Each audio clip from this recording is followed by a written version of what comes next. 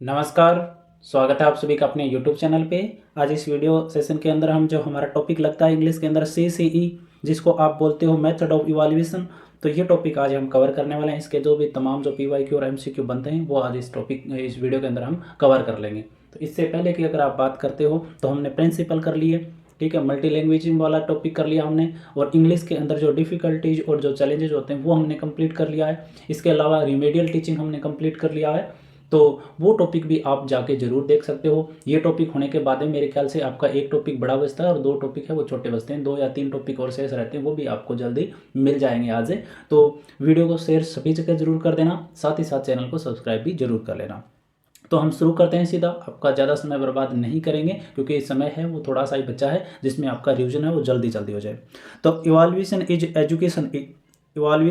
Education is, तो जो आपका जो इवैल्यूएशन है वो एजुकेशन में किस प्रकार से है ये हमसे पूछा गया है। तो continuous but not cumulative, cumulative but not continuous, neither continuous और नॉर क्यूमुलेटिव। तो बताओ इसमें कौन सा ऑप्शन है वो सही होगा, कि ये है जो 4 नंबर दे रखा है कि बोथ कंटिन्यूस एंड क्यूमुलेटिव, तो ये वाला ऑप्शन है वो इवैल्यूएशन के लिए क्या हो जाता है, सही हो जाता है कि ये निरंतर चलने वाली भी प्रक्रिया है। क्या है? निरंतर चलने वाली प्रक्रिया है वो होती है, और साथ ही साथ क्या होती है, ये सिस्टमेटिक है वो होती है। ठीक है, उसके बाद में हम बात करते हैं क्यूमुलेटिव, जो कंटिन्यूस है वो चलती रहती है। ये आपको याद रखना है कि इवैल्यूएशन है वो लगातार चलने वाली एक प्रक्रिया रहती है। उसके बाद में आप बात करते हो one of the requirement of a good language proficiency test is that it must be. तो one of the requirement of a good language, जो आपकी अच्छी भाषा है उसके लिए एक रिक्वायरमेंट क्या है, proficiency test is that it must be. तो इसके अंदर आपसे क्या पूछा जाएगा कि जो आपकी अच्छी लैंग्वेज है प्रोफिशिएंसी टेस्ट के माध्यम से, तो आपके लिए सबसे ज़्यादा है वो क्या इसके अंदर जरूरी होता है, ये आपसे पूछा गया है। तो इसमें कॉम्प्लेक्स, एम्बिगियस, इंजॉयबल या रिलायबल, तो इसमें क्या होना चाहिए आपकी रिक्वायरमेंट, मिनिमम रिक्वायरमेंट इनमें से, तो ये आपकी होनी चाहिए रिलायबल है वो होनी चाहिए। इसके अलावा आप प्रोफिशिएंसी टेस्ट के बारे में और भी बात करते हो ना, इसमें पूछा है कि जो एक भाषा का जो प्रोफिशिएंसी टेस्ट है ना, उसके लिए एक जो अच्छी रिक्वायरमेंट है वो क्या होनी चाहिए, इसमें पूछा है। तो इसमें हमने एक ही ऑप्शन मिला है, रिलायबल, क्योंकि इनमें से आपको एक ही चुनाव करना था। लेकिन अन्य भी आपसे पूछे तो आपको ये बताना, एक तो रिलायबल हो गया, वैलिडिटी वैधता भी हो जाता है इसमें, ठीक है, कॉम्प्रहेंसिव हो जाता है, संपूर्णता, क्लियरिटी स्पष्टता, ठीक है, ये आपके इसमें अन्य आप भी कर सकते हो। इसमें अन्य जो विशेषताएं अगर आपसे पूछे प्रोफिशिएंसी टेस्ट की, अच्छे प्रोफिशिएंसी टेस्ट के बारे में।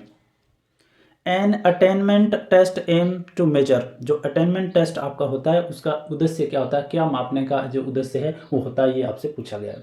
तो how much a learner has learned of what he was been taught, how much a learner needs to learn to pass an examination, the speaking ability of a learner, the teaching ability of a teacher। तो जो attainment test होता है ना, उसका मुख्य उद्देश्य किसको मापने के लिए किया जाता है, ये उससे पूछा गया। तो क्या टीचर की जो क्षमता उसको मापने के लिए, शिक्षण क्षमता को मापने के लिए, या जो आपका लर्नर है उसकी जो बोलने की जो क्षमता उसको मापने के लिए ये मापन किया जाता है, या फिर how much a learner needs to learn to pass an examination, क्या इस बात का मापन करने के लिए या ये बात जानने के लिए ये मापन किया जाता है कि जो आपका सीखने वाला है, अधिगम करता है, वो एग्जाम पास करने के लिए उसको कितना सीखने की आवश्यकता है, ये हो गया। इसके अलावा how much a learner has learned of what he has been taught, तो उसने क्या पढ़ाया है और लर्नर ने उसमें से क्या सीखा है, इसका मापन करने के लिए किया जाता है। तो 1 नंबर ऑप्शन है वो इसमें सही हो जाता है। उसके बाद में प्रोफिशिएंसी टेस्ट इंक्लूड, इसके अंदर आपका कौन सा ऑप्शन आएगा, स्पीकिंग। जो आपका प्रोफिशिएंसी टेस्ट होता है उसमें कौन कौन चीज़ें शामिल होता है ये आपसे पूछा है। तो ये कह रहा है कि स्पीकिंग, रीडिंग या राइटिंग, या स्पीकिंग एंड राइटिंग। तो जो आपका प्रोफिशिएंसी टेस्ट होता है ना, उसमें स्पीकिंग भी होता है और राइटिंग, जो आपका राइटिंग है, ये दोनों ही ऑप्शन क्या होते हैं इसमें सही रहते हैं। तो 4 नंबर ऑप्शन क्या हो जाएगा, सही हो जाएगा। In objective type questions choice is provided, तो जो आपके ऑब्जेक्टिव टाइप के जो क्वेश्चन होते हैं ना, उसमें चॉइस मतलब अपनी पसंद है वो प्रदान की जाती है। तो इसमें क्या पसंद प्रदान की जाती है ये आपसे पूछा गया। तो लिमिटेड, मिनिमम, मल्टीपल और नो। तो बताओ इनमें से ऑब्जेक्टिव टाइप के लिए कौन सा ऑप्शन आपका सही होगा। तो इसके अंदर जो आपके ऑब्जेक्टिव टाइप के क्वेश्चन होते हैं ना, उसमें क्या होती है, मल्टी टाइप की चॉइस है वो आपको प्रदान की जाती है, और उसमें से क्या दिए जाते हैं, आपको उत्तर देने होते हैं। तो इसमें क्या आ जाएगा, मल्टीपल चॉइस इज प्रोवाइडेड। उसके बाद में the basic requirement of a language proficiency test is that it must be, the basic requirement of a language proficiency test is that it must be. ये किया था क्या हमने, तो ये बिल्कुल किया था हमने। तो इसमें लिखा है कॉम्प्लेक्स, रिलायबल, सिंपल और एम्बिगियस। तो इसमें कौन सा ऑप्शन सही होगा, 2 नंबर ऑप्शन सही होगा। इसमें और भी मैंने बता दिया था कि वैलिडिटी भी होता है, कंप्रहेंसिव भी होता है, क्लियरिटी भी होती है, ठीक है। और इसमें इजी, मॉडरेट और टफ क्वेश्चन का भी क्या होता है, समावेश होता है, जो आपका प्रोफिशिएंसी टेस्ट होता है। तो वो भी इसकी विशेषताएं हैं। Unit test is an expression of evaluation. तो जो आपका यूनिट टेस्ट रहता है ना, वो क्या होता है, एक्सप्रेशन ऑफ, किस चीज का एक्सप्रेशन है, वो होता है इवैल्यूएशन के अंदर। ये आपसे पूछा गया है 7 नंबर प्रश्न में। तो किसका होता है, फॉर्मेटिव इवैल्यूएशन का क्या होता है, एक्सप्रेशन होता है, जो आपका यूनिट टेस्ट होता है। उसके बाद में highly reliable test is, highly reliable मतलब सबसे ज़्यादा विश्वसनीय टेस्ट है वो इनमें से कौन सा होता है, तो आपका ऑब्जेक्टिव टाइप, एजी टाइप, या ट्रू एंड फॉल्स, या नन ऑफ दिस। तो इनमें से सबसे ज़्यादा विश्वसनीय टेस्ट है वो कौन सा होगा, ये आपको बताना है। तो कौन सा होगा, ऑब्जेक्टिव टाइप होगा। तो देखो कोई भी उच्चारण में अगर थोड़ी बहुत गलती हो जाती है तो आप वो थोड़ा सा एडजस्टमेंट करना, क्योंकि हमारा कोई इंग्लिश सब्जेक्ट नहीं है। आप सबके कमेंट थे कि सर शिक्षण वीडियो के जो भी टॉपिक है उसके PYQ MCQ कंप्लीट करवाओ, इसलिए हमने आपके कहने पर ये सारी चीज़ें हैं वो करवा रहे हैं। जो हम मैथ पढ़ा सकते हैं, हमारा मैथ सब्जेक्ट है, कंप्यूटर पढ़ा सकते हैं, जीके पढ़ा सकते हैं, लेकिन इंग्लिश है वो हमारा ज़्यादा कोई सब्जेक्ट रहा नहीं है। लेकिन आपके लिए महत्वपूर्ण है, आपकी पात्रता पास हो जाए, इसके लिए आपके लिए हम लेकर के आए हैं। इसके अलावा अगर आप देखते हो ना, इंग्लिश की शिक्षण विधियों के अलावा आपको हिंदी की जो शिक्षण विधि है ना, वो हमने कंप्लीट करवा दी है हमारे यूट्यूब चैनल पे, तो वो भी आप जाके जरूर चेक करें। इसके अलावा आपके लिए अति महत्वपूर्ण बाल विकास, क्या बाल विकास एक तो टॉपिक, ठीक है, अभिप्रेरणा, शिक्षा मनोविज्ञान के टॉपिक हैं अभिप्रेरणा, ठीक है। उसके अलावा आपका अधिगम, ये तीनों टॉपिक हमने बहुत ही शानदार तरीके से करवाए। और आप प्रश्न देख लेना, 150 प्रश्न है बाल विकास के, 141 के लगभग जो आपके अधिगम है, और 70 से 80 प्रश्न है अभिप्रेरणा के। अगर ये आप टॉपिक देख करके जाते हो तो मेरे ख्याल से आपका प्रश्न बाहर नहीं जाएगा, तो आराम से आप देख लेना। और आपको NCF 2005, NEP 2020, ठीक है, NEP 2020, RTE एक्ट 2009 और बाल कल्याणकारी योजना वाला टॉपिक भी शानदार तरीके से करवाया है, तो वो भी आप जाके जरूर चेक करें। उसके बाद में who has suggested 4 step of teaching as planning, organizing, leading and evaluation. तो ये सुझाव 4 स्टेप है वो शिक्षण के किसने सुझाए, जिनके नाम है planning, organizing, leading and evaluation. तो बताओ ये 4 स्टेप सुझाने वाले शिक्षण के अंदर वे कौन थे, जो मनोवैज्ञानिक का नाम है वो हमें बताना है। तो कौन थे, IK डेवियस है वो इनको सुझाने वाले मनोवैज्ञानिक है। उसके बाद में latest scheme of evaluation outlined by the CBSE नेमली। तो जो वर्तमान में जो सबसे लेटेस्ट जो स्कीम है ना, जो इवैल्यूएशन की जो CBSE ने सुझाया, उसका नाम क्या है, ये हमसे पूछा गया है इसमें। तो क्या है कि comprehensive and continuous evaluation, continuous and comprehensive evaluation, और कंटिन्यूअस एंड कंप्रहेंसिव आपका क्या, कम्युनिकेटिव इवैल्यूएशन। तो और नन ऑफ दीज। तो बताना है आपको कि इनमें से कौन सा ऑप्शन सही होगा। तो CBSE ने जो सुझाया है वो कौन सा है, कि कंटिन्यूअस एंड कंप्रहेंसिव इवैल्यूएशन वाला जो ऑप्शन है वो सही हो जाता है, इसका ये नाम रहता है। To cover all course in minimum time which type of question should be asked. जो कम समय में, मिनिमम टाइम में जो सारे कोर्स को क्या कर ले, कवर कर ले, तो विच type of question should be asked. तो ऐसे किस प्रकार के प्रश्न हैं वो पूछे जाएं, ये हमसे पूछा गया है। तो मिनिमम टाइम में कोर्स को कंप्लीट हो जाए ऐसे प्रश्नों के माध्यम से, तो वो प्रश्न बताने हैं कि किस प्रकार के होते हैं। तो किस प्रकार के होते हैं, आपके ऑब्जेक्टिव टाइप के प्रश्न है वो होते हैं। Unit test is an expression of, जो आपका यूनिट टेस्ट होता है वो किसका एक्सप्रेशन है वो करता है, ये आपसे पूछा गया है। तो किसका करता है, हमने पीछे पढ़ा है, फॉर्मेटिव इवैल्यूएशन का जो है वो एक्सप्रेशन करता है। Oral test and examination are intended to test, oral test and examination are intended to test, किस चीज का टेस्ट करने के लिए किया जाते हैं, reading, comprehensive, expression, all of above. तो बताओ ओरल टेस्ट के लिए क्या सही होगा, इसमें ओरल टेस्ट के लिए आपका कौन सा ऑप्शन सही होगा, ये आपको बताना है। तो कौन सा होगा आपका, ऑल ऑफ द अबव। तो रीडिंग का भी, एक्सप्रेशन का भी और कंप्रहेंसिव के लिए भी किया जाता है। इवैल्यूएशन डज नॉट एसर्टन, तो इसमें कौन सा ऑप्शन सही होगा, the educational standard of the institution, the administrative standard of the institution, the teaching standard of the institution, the efficiency of teachers of the institution। तो इसमें से कौन सा सही होगा आपका इवैल्यूएशन के बारे में, तो कौन सा होगा इसमें, the administrative standard of the institution। तो ये ऑप्शन इसमें सही हो जाएगा। measures a student achievement in relation to a specific task which he will later be required to perform, तो इसमें कौन सा ऑप्शन सही होगा? मेजर्स ए स्टूडेंट अचीवमेंट, जो आपके छात्रों की है, जो उन्होंने उपलब्धि प्राप्त की है, उसका मापन होता है in relation to specific task, एक विशेष टास्क के संबंध में उन्होंने जो उपलब्धि हासिल की उसका मापन किया जाता है। Which he will later be required to perform, जो उसको बाद में परफॉर्म करने के लिए उसको जरूरत होगी। तो इस प्रकार का जो टेस्ट है वो किस टेस्ट के माध्यम से मापन किया जाता है, ये हमसे पूछा गया है। तो किससे किया जाएगा? प्रोफिशिएंसी टेस्ट के माध्यम से इस प्रकार का क्या किया जाता है? आपका मापन किया जाता है कि बच्चे ने एक विशेष टास्क में कितनी उपलब्धि हासिल की है, जो उसे बाद में परफॉर्म करने की आवश्यकता पड़ेगी। Test measure the language skill naturally, ऐसा कौन सा मापन है जो लैंग्वेज के जो स्किल होते हैं ना उनको प्राकृतिक तरीके से नेचुरली मापने का काम करता है, ये हमसे पूछा है। तो कौन सा होता है? सब्जेक्टिव टेस्ट होता है ना, वो लैंग्वेज की जो स्किल है उन्हें प्राकृतिक या नेचुरली रूप से मापने का काम करता है। Recent scheme of evaluation outline by CBSE is, ये दोबारा आ गया ये प्रश्न, ठीक है। ये 8 नंबर प्रश्न हमने कर लिया था और इसमें 2 नंबर ऑप्शन सही था।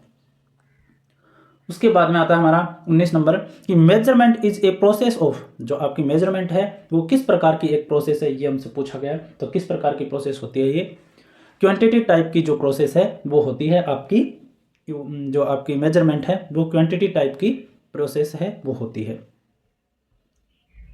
तो 20 नंबर प्रश्न है विच of the following is not true of CCE, CCE के बारे में जो सही नहीं है वो हमें बताना है। तो इसमें देखो एक 3 नंबर ऑप्शन सीधा ही दिख रहा है आपका कि ये क्या होता है? टाइम कंज्यूम करने वाली होती है और फिनिशिंग वाली होती है। तो ये क्या हो जाएगा इसमें? जो सीसीई के बारे में गलत हो जाएगा। Evaluation of language proficiency is done through test design to evaluate which of the following skill, तो कौन से स्किल है वो इवोल्यूशन के प्रोफिशिएंसी के से संबंधित है, ये हमसे पूछा गया। जो हमने शुरुआत में भी पढ़ लिए होते हैं ये इस प्रकार के जो भी हैं। तो इसमें कौन कौन से होते हैं आपके?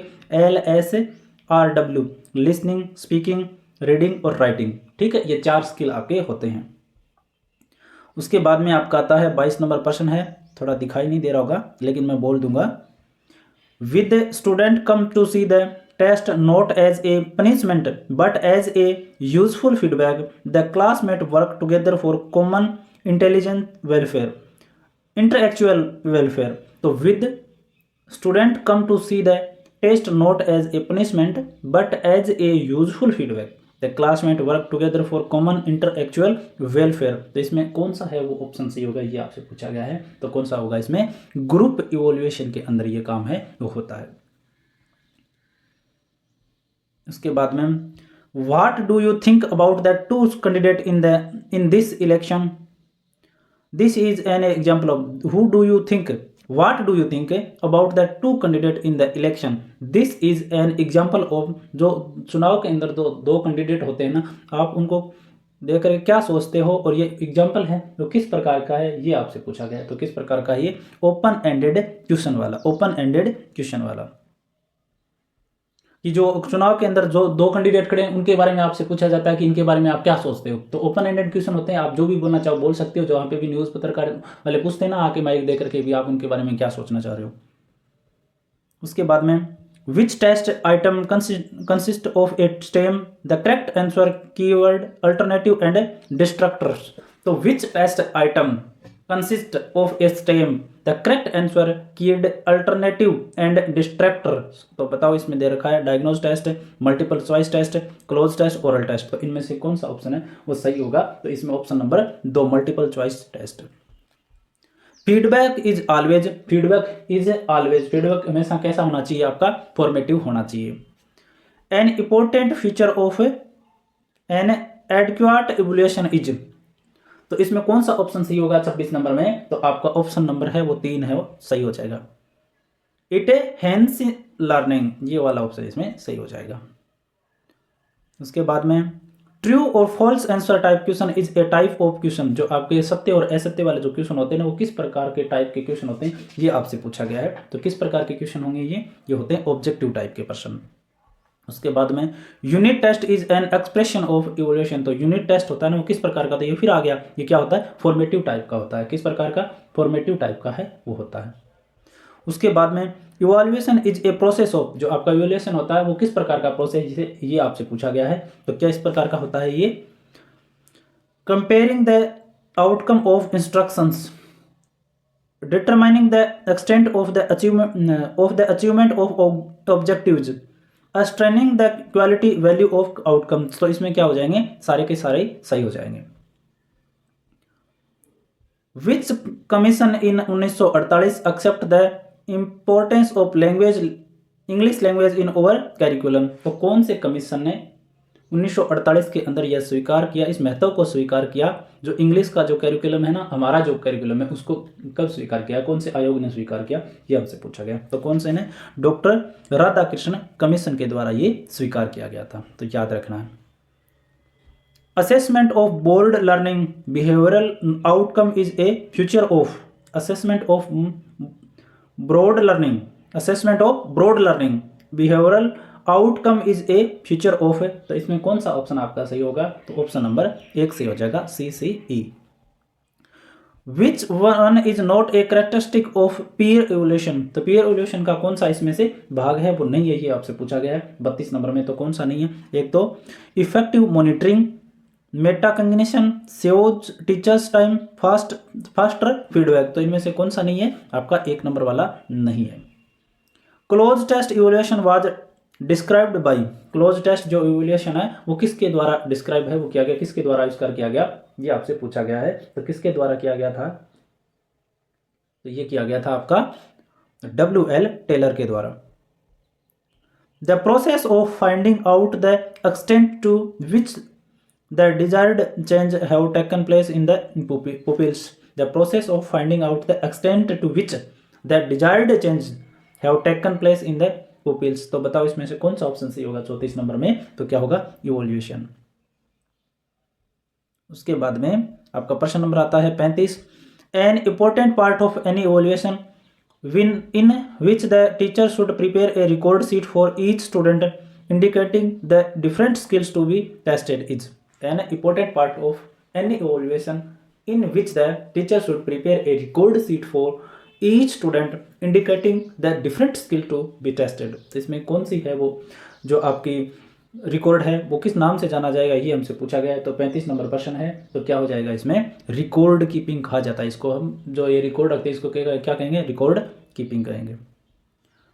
Which one is not A type of digital portfolio, digital portfolio का कौन सा इसमें से प्रकार नहीं है, ये आपसे पूछा गया 36 नंबर में, तो कौन सा नहीं है इसमें से, ये 4 नंबर वाला नहीं है। रिफ्लेक्टिव होता है, डेवलपमेंट होता है, रिप्रेजेंटेशनल होता है, लेकिन ये 4 नंबर वाला आपका नहीं होता। Students improve there critical thinking in, student improve there critical thinking in, तो स्टूडेंट है वो जो अपनी क्रिटिकल जो सोच है वो किस प्रकार से सुधार करते हैं, उनमें किन में सुधार करते हैं, ये आपसे पूछा गया 37 नंबर में, तो क्या हो जाएगा इसमें, पीयर असेसमेंट के द्वारा है वो अपनी क्रिटिकल थिंकिंग में क्या करते हैं, सुधार करते हैं। CCE is carried out in classroom, तो इसमें कौन सा ऑप्शन सही होगा, तो आपका जो है स्ट्रिक्टली, फॉर्मली, टाइमली या इनफॉर्मली, जो CCE carried out in classroom, जो आपका CCE है ना, वो क्लास के अंदर किस प्रकार से है वो कैरी किया जाता है, ये आपसे पूछा जाता है, तो किस प्रकार से, इनफॉर्मली है वो कैरी किया जाता है। CCE is not successful in, CCE not successful in, तो किस में है वो CCE सक्सेसफुल नहीं, ये आपसे पूछा गया है। तो प्राइवेट स्कूल में तो होता है, स्मॉल क्लासरूम में भी होता है, गवर्नमेंट स्कूल में भी होता है, लेकिन क्राउडेड क्लासरूम के अंदर CCE सक्सेसफुल नहीं होता है। उसके बाद में for a good test in English, for a good test in English, अच्छे जो आपका टेस्ट है वो उसके लिए क्या होता है इंग्लिश के अंदर, ये पूछा है, तो language must be lucid and clear, ये आपका ऑप्शन है तो सही हो जाएगा। उसके बाद में आपका प्रश्न नंबर आता है 41, matching test is an example of, matching test is an example of, तो इसमें कौन सा होगा, जो मैचिंग टेस्ट है ना वो किस प्रकार का उदाहरण है, तो शॉर्ट आंसर टाइप का या लॉन्ग आंसर टाइप का या ऐसे टाइप का या ऑब्जेक्टिव टाइप का, तो किस प्रकार का हो जाएगा, ये ऑब्जेक्टिव टाइप का हो जाएगा। उसके बाद में written test and examination are not mean to test, written test and examinations are not meant to test, तो इसमें कौन सा ऑप्शन आपका सही होगा, तो 3 नंबर आपका सही हो जाएगा, प्रोनाउंसिएशन वाला सही हो जाएगा। उसके बाद में the concept of evolution was introduced by, जो आपकी इवोल्यूशन की जो कंसेप्ट है वो किसने सुझाया था, तो इंट्रोड्यूस किसने करवाया था, ये आपसे पूछा गया 43 नंबर में, तो किसने सुझाया थे, BS ब्लूम के द्वारा सुझाया गया था। उसके बाद में आपका 44 नंबर प्रश्न है, which of this is not a technique of evaluation, तो इवोल्यूशन की इनमें से टेक्निक कौन सी नहीं है आपसे पूछा गया है, तो इसमें 1 नंबर ऑप्शन भी सही है, 2 नंबर भी सही है, 4 नंबर भी सही है, लेकिन जो आपका ये आता है ना लिमिटेशन वाला, ये इसमें सही नहीं होता। इमेशन है क्या, ये वाला ऑप्शन इसमें गलत हो जाएगा। उसके बाद में checklist technique is use for evolution, checklist technique is use for evolution, तो इवोल्यूशन के अंदर जो चेकलिस्ट है वो किस काम के आता है, ये आपसे पूछा गया। तो इसके लिए interest, attitude and values of the student के लिए चेकलिस्ट काम में ली जाती है।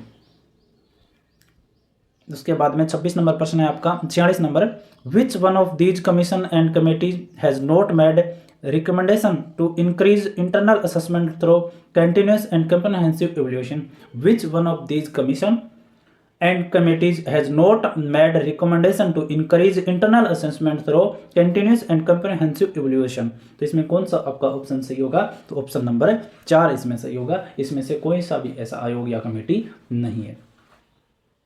उसके बाद में 47 नंबर प्रश्न है आपका, विच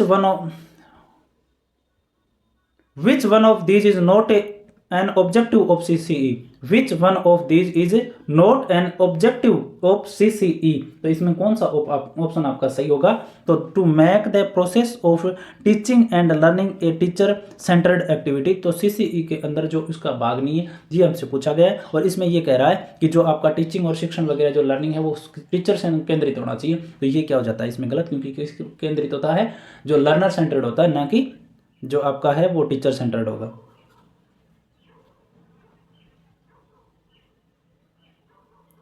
evolution is done on 2 basis, evolution is done on 2 basis, तो कौन से बेसिस, कौन से आधार होते हैं, 2 ऐसे जिस पर इवोल्यूशन है वो किया जाता है, जिसके आधार पे, तो किसके आधार पे, फॉर्मेटिव और जो आपका समेटिव टाइप के आधार पे होता है। द कंप्रिहेंसिव इवोल्यूशन इन्वॉल्व्स, तो इसमें कौन सा ऑप्शन सही होगा आपका 49 नंबर में, तो हो जाएगा आपका assessment of answer book, performance in co curricular activities, assessment of health habit, work habit, cleanness and cooperation, तो इसमें सभी के सभी क्या हो जाएंगे, सही हो जाएंगे।